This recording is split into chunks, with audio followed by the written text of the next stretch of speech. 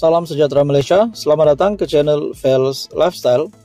Tuan-tuan dan puan-puan, satu kejutan besar hari ini, satu tangkapan daripada seorang individu dipenjara selama 15 tahun dan didenda RM284,2 juta. Ini pasti satu tangkapan yang mengejutkan, terutamanya kepada kepimpinan politik di Malaysia.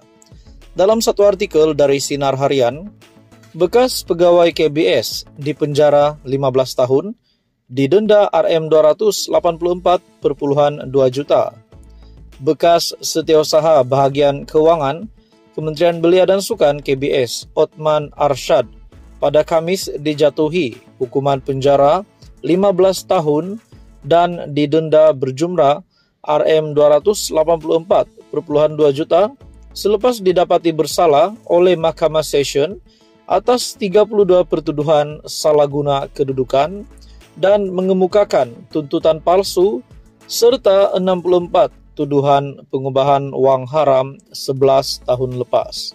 Tuan-tuan dan puan-puan, ini menjadi satu amaran untuk kepimpinan politik yang mencuba untuk melakukan kesalahan yang sama.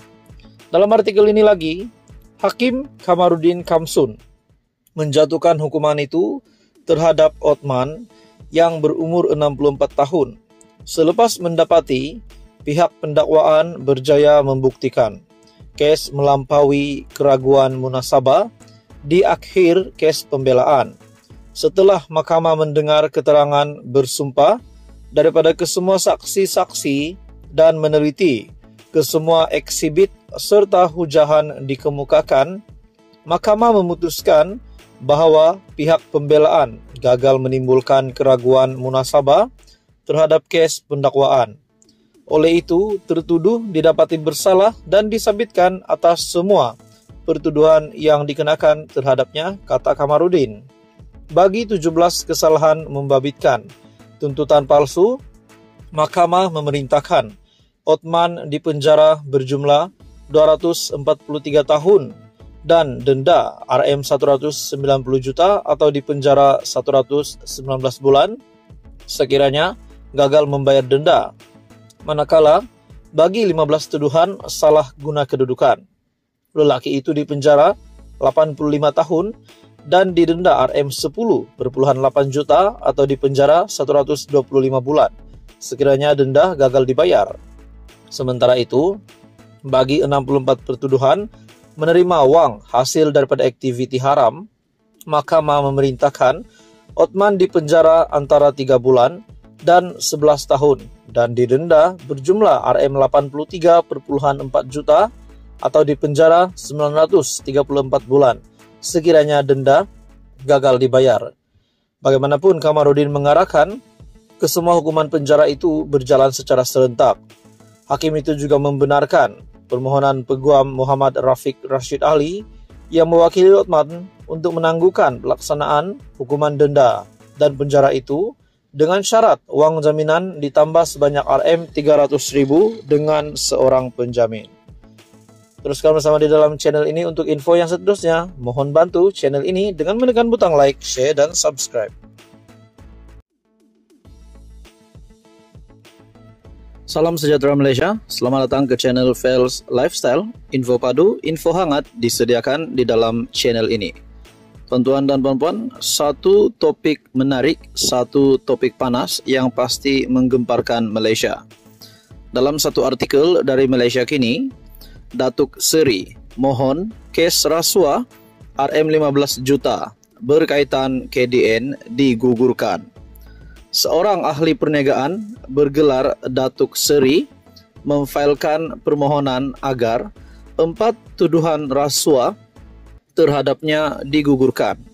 Dalam kes yang menyebut nama bekas Menteri Dalam Negeri Hamzah Zainuddin, Sim Chuh Tiam memfailkan permohonan itu di Mahkamah Session Kuala Lumpur agar dia dilepaskan tanpa dibebaskan ataupun DNAA terhadap 4 pertuduhan rasuah berjumlah RM15 juta. Menurut salinan permohonan, Sim berkata 4 pertuduhan itu bertentangan dengan Seksyen 153 dan 154 Kanun Tata Cara Jenayah KTJ yang mewajibkan perincian seperti masa dan tempat kesalahan itu didakwa berlaku dinyatakan. Dia juga mendakwa penyiasatan kes pada masa ini tidak lengkap. Pengurusan kes untuk permohonan itu yang dibuat mengikut Seksyen 173 G KTJ dijadwal pada 31 Julai. SIM juga memfailkan satu lagi permohonan mengikut Seksyen 51E KTJ agar pendakwaan memberikan beberapa pernyataan bertulis yang berpihak kepada tertuduh. Antaranya berkaitan dakwaan SPRM yang hanya merakam kenyataan Hamzah pada 10 Mei. Selepas SIM didakwa pada hari yang sama, pada 10 Mei lalu, SIM 63 tahun mengaku tidak bersalah dan minta dibicarakan ke atas 4 pertuduhan rasuah yang didakwa dilakukan antara Jun dan 30 Julai 2021.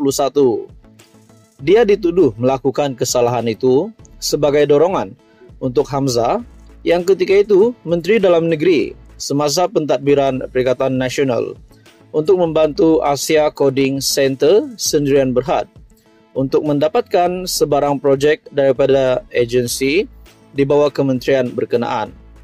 SIM dituduh meminta dan menerima rasuah daripada pengarah urusan Asia Coding Center Hep Kim Hong melalui Syed Abu Zafran Syed Ahmad.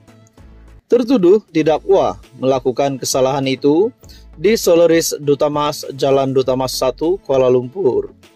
Pertuduhan didakwa mengikut Seksyen 16E B Akta SPRM 2009 dengan Seksyen 24 dalam kurungan 1 Akta sama memperuntukkan hukuman penjara maksimum tidak melebihi 20 tahun serta denda tidak kurang 5 kali ganda jumlah rasuah yang terlibat atau Rm10.000 yang mana lebih tinggi jika tertuduh didapati bersalah.